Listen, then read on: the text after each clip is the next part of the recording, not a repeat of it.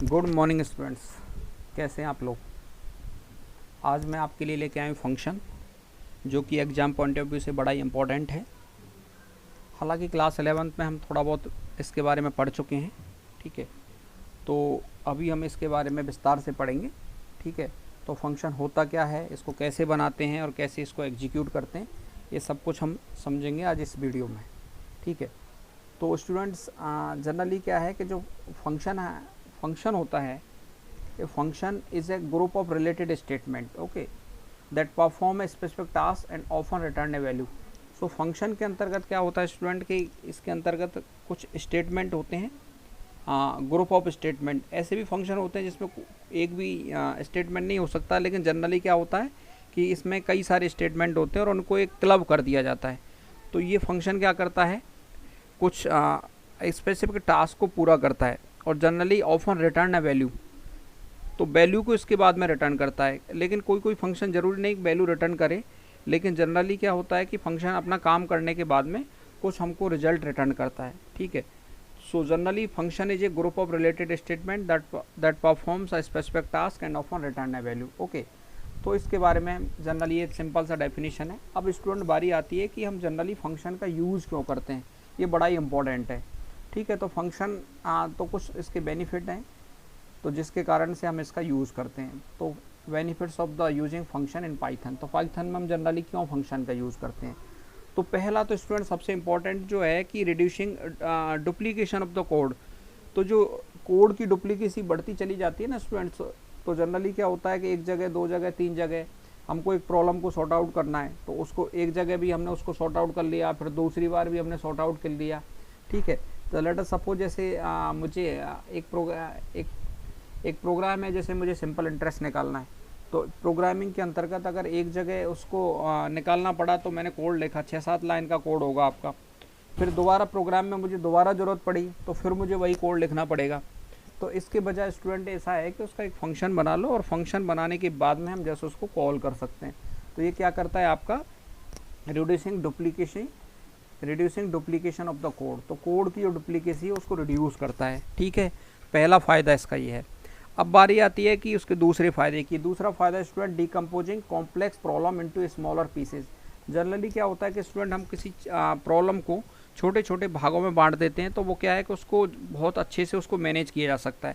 इसी तरह से आप देखते हो प्रोग्रामिंग के अंदर, अभी तो हम जैसे जनरली क्या है कि 8-10 लाइन का प्रोग्राम लिखते हैं, लेकिन जब हज़ार लाइन का प्रोग्राम होता है तो पता नहीं चलता है कि किस जगह क्या हो रहा है। तो सबसे इम्पॉर्टेंट होता है कि उसके छोटे छोटे पार्ट्स में डिवाइड कर दो। तो फंक्शन एक काफ़ी इंपॉर्टेंट रोल प्ले करता है कि इसको छोटे छोटे पार्ट्स में डिवाइड करने के लिए, ठीक है स्टूडेंट्स। तो दूसरा हमने पढ़ा कि क्या है कि डिकम्पोजिंग कॉम्प्लेक्स प्रॉब्लम इनटू ए सिंपलर पीसेस, ठीक है। तो छोटे छोटे भाग में किसी प्रॉब्लम को बांट देता है, जिसके कारण से उसको हम अच्छे से मैनेज कर सकते हैं।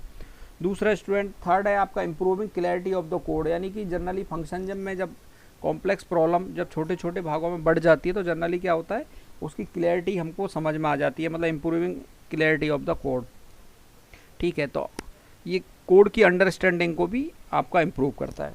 नेक्स्ट है आपके स्टूडेंट, मैंने बताया कि नंबर 4 है reuse of the code. Reuse of the code का मतलब है कि जब आपने एक बार फंक्शन लिख लिया, जब दोबारा उसकी ज़रूरत हमको महसूस होती है तो जनरली क्या है कि उसको आप कॉल कर लीजिए, उस फंक्शन को दोबारा से लिखने की ज़रूरत नहीं है। तो ये चीज़ कहलाता है आपका रीयूज़ ऑफ द कोड, ठीक है।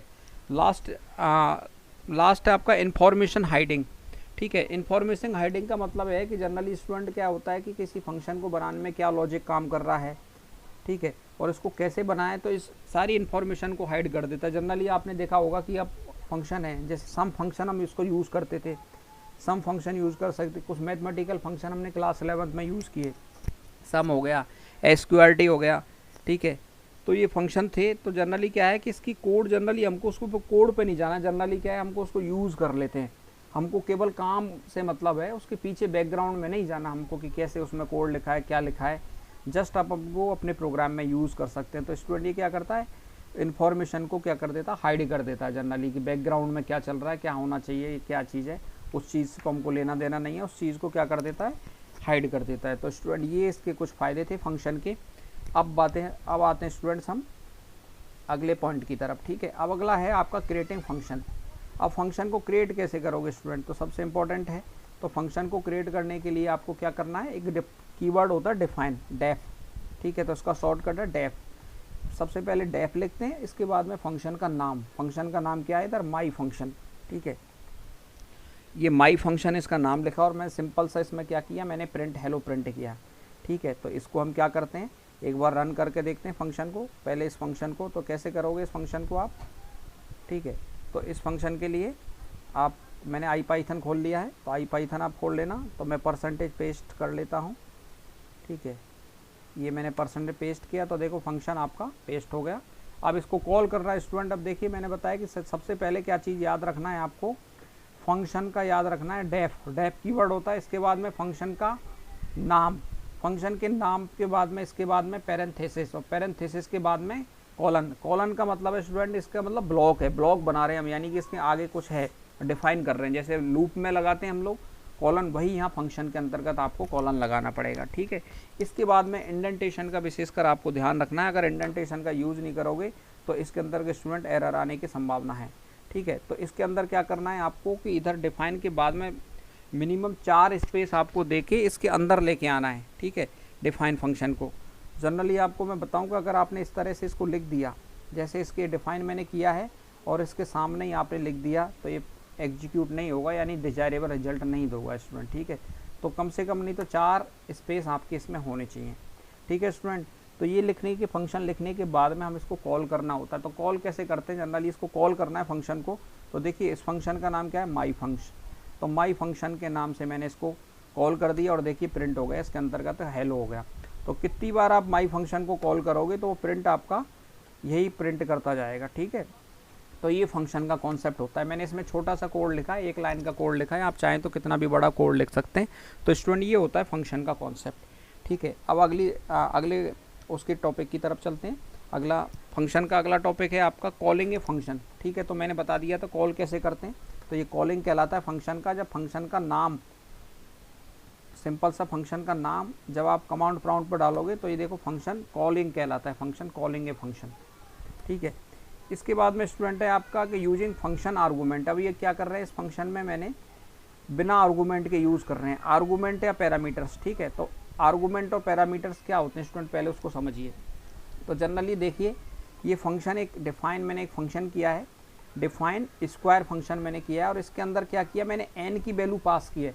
तो पैरामीटर का मतलब जनरली स्टूडेंट ये होता है कि इनपुट, मतलब किस, जो फंक्शन है वो किस डेटा पे काम करेगा। जैसे लेट अस सपोज मुझे 3 नंबर का सम करना है, तो 3 नंबर वैल्यू तो चाहिए आपको। जैसे वैल्यू हो गई 10, 20 या 30, तो तीनों एक नंबर हो गए। अब ये नंबर क्या बोलेंगे, इनपुट, इनपुट बोलते हैं इसको। और आउटपुट के रूप में आप जैसे 10, 20, 30 करोगे तो कितना आंसर आएगा, 60 आएगा।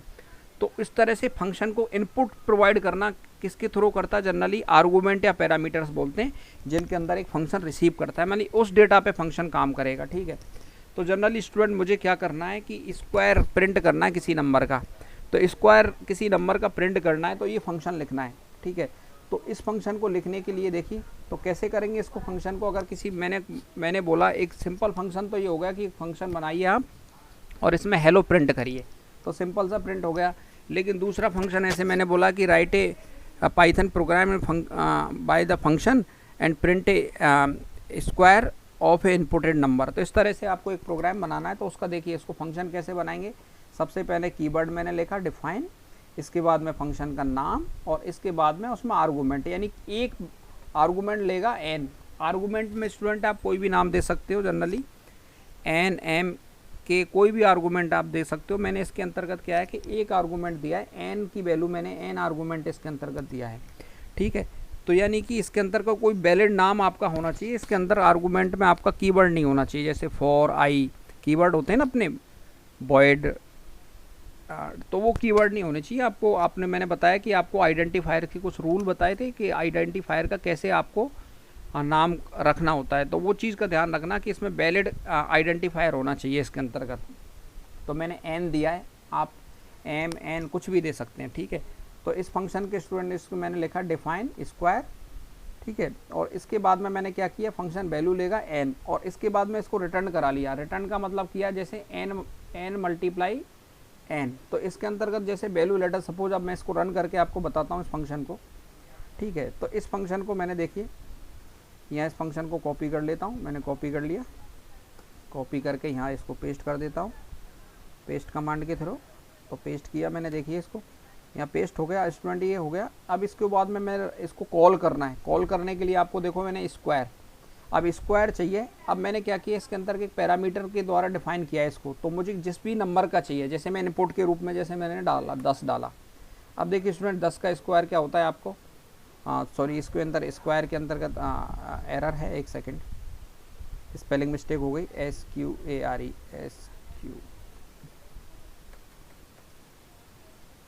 एक सेकेंड SQARE, ठीक है ठीक है स्टूडेंट। तो आंसर आ गया आपको 100 आ गया, ठीक है। तो एक चीज़ याद रखना कि फंक्शन के नाम में जो भी आप नाम दोगे उसी नाम से उसको कॉल करना होगा, चाहे आपने स्पेलिंग किसी तरह से भी स्पेलिंग लिखी है, ठीक है। तो फंक्शन का इसमें कॉल किया। अब इसको दोबारा से समझिए स्टूडेंट, मैंने क्या किया कि स्क्वायर के अंतर्गत वैल्यू दिया, दोबारा से इसको समझिए, ठीक है। दोबारा से इसको समझेंगे तो मैंने क्या किया है कि कॉल किया मैंने इसके अंदर स्क्वायर 10 से। तो देखिए स्टूडेंट, देखिए ये 10 जो वैल्यू है, ये 10 जो वैल्यू है, ये 10 वैल्यू कहाँ चली जाएगी, आपके इस n के अंतर्गत चली जाएगी, ठीक है। दोबारा यहाँ समझते हैं एक बार। तो जैसे मैंने इसमें यहाँ 10 दिया, ठीक है, यहाँ 10 दिया था स्क्वायर में। तो ये 10 वैल्यू जैसे फंक्शन को हम कॉल कर रहे हैं, कॉल करते ही ये 10 की वैल्यू किस में चली जाएगी, n में। अब n की वैल्यू 10 हो गई, तो इधर मैंने क्या लिखा है, रिटर्न n मल्टीप्लाई n। तो इसका मतलब n किसको इंडिकेट कर रहा है, 10 को। तो 10 10 10 10 मल्टीप्लाई करोगे तो कितना हो जाएगा स्टूडेंट, तो वो आपको 100 हो जाएगा। तो इस तरह से फंक्शन आपका काम कर रहा है। इसकी वर्किंग को स्टूडेंट आप जनरली क्या है कि अगर आपको वर्किंग देखना है तो मैं दूसरे फंक्शन की तरफ लेके चलता हूँ आपको। इस फंक्शन को ले लिया मैंने, अब देख दूसरे फंक्शन की तरफ चलते हैं हम लोग, ठीक है। तो ये फंक्शन किया, अब दूसरा फंक्शन मुझे करना है स्टूडेंट, जैसे स्क्वायर हो गया। अब मुझे क्या करना है कि एक ऐसा फंक्शन लिखना है जो 2 नंबर लेगा, पैरामीटर के रूप में 2 नंबर लेगा और उनका क्या प्रिंट करेगा, सम प्रिंट करेगा, ठीक है। तो इसके लिए फंक्शन डिफाइन करना है। तो सबसे पहले क्या लिखा मैंने, डेफ, इसके बाद में फंक्शन का नाम क्या है, sum2, और 2 पैरामीटर लेगा। मैंने बताया 2 वैल्यूज़ का करना है आपको। जैसे 2 वैल्यूज़ का करना है तो 2 पैरामीटर पास करने पड़ेंगे आपको, A और B, ठीक है। अगर मैं कहता कि 3 नंबर का आपको करना है सम, तो कितने पैरामीटर पास करते, 3। तो यानी 2 इनपुट पे काम करेगा स्टूडेंट। तो 2 इनपुट पे काम करेगा, तो इसके अंतर्गत मुझे कितना, 2 इनपुट पे अगर इसने काम किया है तो 2 इनपुट की वैल्यू मैंने किस में दे दी आपको, इसके अंतर्गत 2 इनपुट की वैल्यू मैंने दे दी है, ठीक है स्टूडेंट। तो 2 इनपुट की वैल्यू मैंने दी है। तो देखिए स्टूडेंट, एक फंक्शन जो मैंने sum2 फंक्शन का नाम लिया है, ये sum2 फंक्शन है, डिफाइन sum2, और इसके अंतर्गत जनरली क्या है कि 2 पैरामीटर पे काम कर रहा है, A और B, ठीक है। तो इसके अंतर्गत क्या कर रहा है, ये फंक्शन क्या कर रहा है, रिटर्न A प्लस B, यानी कि 2 नंबर होंगे और 2 नंबर का क्या कर रहा है, सम कर रहा है। तो 2 नंबर के सम का ये फंक्शन लिखा है। तो इसके अंतर्गत देखें स्टूडेंट, इसके बाद में मैंने इसको कॉल करूँगा, ठीक है। तो सबसे पहले मैं 2 वैल्यूज़ के साथ में इसको मैंने कॉल किया है, sum2 10 और 20, ठीक है। तो ये कितना आपको रिटर्न करेगा, 10 और 20 का अगर ये सम कर देगा तो कितना हो जाएगा, 30। तो देखिए मैंने फंक्शन को, यहाँ मैं इस फंक्शन को कॉपी कर लेता हूँ, देखते हैं IPython में इसको रन करके, ठीक है। तो IPython में मैं इसको रन कर लेता हूँ, ठीक है स्टूडेंट्स। तो देखिए इसको मैंने पेस्ट कर लेता हूँ, और पेस्ट करने के बाद में देखोगे ये सम ये कर लिया। अब इसको मैं कॉल करता हूँ। कॉल करने के लिए मैंने sum2 फंक्शन लिया, और इसके अंदर कोई भी वैल्यू, जैसे मुझे 10 और 20 के लिए जो वैल्यू लिया है, इसको मैं देखिए 2 नंबर का मैंने फंक्शन किया है, तो 2 वैल्यू पास की हैं। तो इसमें 2 पैरामीटर हैं स्टूडेंट्स, A और B। तो यहाँ वैल्यूज़ भी मैंने कितनी पास की हैं आपकी, 2, 10 या 20, ठीक है, 10 या 20 की है। देखते हैं इसमें आंसर आ गया, देखिए इसके अंदर 30 इसका आंसर आ चुका है। इसी तरह से स्टूडेंट इसमें ज़रूरी नहीं मैंने 10 या 20 ही दिया, कोई भी आप नंबर इसमें ले सकते हो। तो देखिए मैं जनरली ले लेता हूँ 100, यहाँ ले लिया मैंने 200। अब देखते हैं इसको, देखिए तो 300 आंसर आ गया। तो समझने वाली बात स्टूडेंट ये है कि आपको जो फंक्शन लिखना है तो सबसे पहले पैरामीटर के बारे में उसको पता करना है कि कितने पैरामीटर लेगा। पैरामीटर का मतलब ये होता है, आपको आर्गूमेंट भी बोलते हैं इसको, ठीक है। तो ये 2 पैरामीटर मैंने पास किए इसके अंदर, A और B, ठीक है। तो A और B, तो यहाँ मैंने देखो A और B, ये दोबारा से देखिए डिफाइन डेफ, ये फंक्शन डिफाइन हो गया और फंक्शन का नाम हो गया, और नाम के बाद में इसमें A और B 2 पैरामीटर, आप जरूर नहीं A B लिखा है मैंने, आप N1 N2 भी लिख सकते हैं, या मैंने A B लिया है, और इसके बाद में रिटर्न कर दिया A प्लस B को, तो यहाँ देखिए ए प्लस बी को रिटर्न किया है। तो जनरली क्या करेगा, मैंने इसमें इधर देखो कॉल करते समय मैंने क्या डाला है 100 और 200, तो 100 वैल्यू किसको चली जाएगी ए को, और 200 किसको चली जाएगी आपको बी को, और आंसर आ गया आपका 300। ठीक है स्टूडेंट्स, तो इसके लिए आप अगर वर्किंग को आपको चेक करना है कि इसकी किस तरह से इसकी अच्छी तरह से इसकी वर्किंग की जा सकती है, तो आप क्या कर सकते हो, एक जनरली एक बहुत अच्छी साइट है स्टूडेंट्स, उस पर चले जाना आप। देखो pythontutor.com पे, इस pythontutor.com पे जाके यहाँ एक पेज खुलेगा और उस पेज पे चले जाना आप पाइथन वाले पे, और पाइथन में यहाँ पेज कोड लिख देना आप। कोड लिखने के बाद में इसको कोड आपने लिख दिया, पेस्ट कर लेना जनरली आपका जो कोड है, या लिख लेना, और इसके बाद में इसको एक ऑप्शन है आपको विजुलाइज एग्जीक्यूशन। ठीक है, तो इस पर क्लिक करोगे आप तो विजुलाइज कर देगा ये। तो देखिए इसमें बताता है आपको कि कैसे कैसे एग्जीक्यूट होगा। तो देखिए रेड लाइन आपको नेक्स्ट टू एग्जीक्यूट, तो इसको एग्जीक्यूट करते हैं। देखो नेक्स्ट लाइन पे क्लिक करते चले जाना आप। तो मैंने दिया सबसे पहले यहाँ से एग्जीक्यूट होता है स्टूडेंट, कोई भी जब फंक्शन हम लिखते हैं तो कॉलिंग से होता है। तो मैंने देखो ये कंपाइलर देखेगा कि sum2 एक फंक्शन का नाम है और उसमें 2 पैरामीटर पास हुए हैं। तो देखो 10 20 आप देख रहे हो, ये जैसे इसके फ्रेम के अंतर्गत बना लेता है, ग्लोबल फ्रेम में sum2 इसका नाम हो गया, और फंक्शन पे इसको रेफरेंस कर लेता है। अब देखिए अगली लाइन पे गए, तो अगली लाइन किस पे चला गया, अगली लाइन के बाद में चला गया फंक्शन पे, यानी फंक्शन जहाँ डिफाइन हो रहा है, और इस फंक्शन के अंतर्गत कितने पैरामीटर हैं स्टूडेंट देख रहे हो, ए और बी। तो ए की वैल्यू जनरली इसमें मैंने कॉल किया था 10 दे दी, और बी की वैल्यू कितनी आ गई 20। इसके बाद में अगला इस पे लाइन पे जाते हैं हम लोग। ठीक है, रिटर्न। अब रिटर्न स्टेटमेंट को स्टूडेंट एग्जीक्यूट करेगा ही, तो एग्जीक्यूट पे देखो रिटर्न वैल्यू कितनी आ गई आपकी 30 वैल्यू रिटर्न आ गई, इस वैल्यू को वो रिटर्न करके दे देता है। तो इस तरह से इसका एग्जीक्यूशन होता है। तो बहुत अच्छा है, अगर जब भी आपको समझ में नहीं आ रहा हो तो pythontutor.com पे चले जाना, तो विजुलाइज करके बताता है आपके कोड को कि कैसे रन हो रहा है आपका प्रोग्राम, इंटरनली उसके अंतर्गत क्या हो रहा होता है। काफ़ी अच्छी वेबसाइट है, इसके द्वारा आप चेक कर सकते हो। ठीक है, तो ये चीज़ कर सकते हो स्टूडेंट। इसके बाद में हम चलते हैं अगले टॉपिक की तरफ। ठीक है, इसमें दूसरा है आपका कि इसके बाद में स्टूडेंट ऐसा है कि अगर किसी फंक्शन के बारे में आपको अगर ये चीज़ चेक करना है कि वो फंक्शन काम कैसे कर रहा है, तो काम कैसे कर रहा है उसके लिए आप देखिए मैंने एक फंक्शन बनाया है डिफाइन सम, यही वाली फंक्शन को ले लेता हूँ। और ये चीज़ आपको पता होगा कमेंट्स है, कमेंट्स आपको पता है कि सिंगल लाइन कमेंट्स होते हैं, मल्टी लाइन कमेंट्स होते हैं। तो मल्टी लाइन कमेंट्स के लिए मैंने बताया कि आपको डॉक स्ट्रिंग 3 आपको कोटेशन मार्क होते हैं, इसको डॉक स्ट्रिंग के नाम से भी जानते हैं। ठीक है, तो बताता है कि उसके अंदर काम क्या कर रहा है, आपका फंक्शन क्या कर रहा है। तो डॉक्यूमेंटेशन के लिए जनरली इसको यूज़ में लेते हैं हम लोग। ठीक है, तो कोई भी फंक्शन के बारे में आपको पता करना है, जैसे आपके इनबिल्ट फंक्शन है, सम हो गया, ठीक है, SQRT हो गया, बहुत सारे जो फंक्शन है उसके बारे में आप हेल्प ले सकते हो। तो मैंने भी एक फंक्शन अपना बनाया है, तो इसके बारे में अगर आपको हेल्प लेना है, ठीक है, तो इसको हेल्प कैसे ले सकते हैं। तो ये फंक्शन को मैं कॉपी कर लेता हूँ, वही फंक्शन है, इसको कॉपी कर लिया और यहाँ देखिए इसको पेस्ट कर देते हैं। पेस्ट कर दिया, पेस्ट करने के बाद में पेस्ट हो गया। अब इसके बाद में मुझे हेल्प लेना है, ठीक है, तो मैं लिखूँगा sum2 और इसके बाद में ये, और एंटर कर दीजिए। तो इस फंक्शन के बारे में बता देगा कि फंक्शन में क्या क्या हो रहा है। ठीक है, किसी दूसरे फंक्शन के बारे में भी हम पता कर सकते हैं।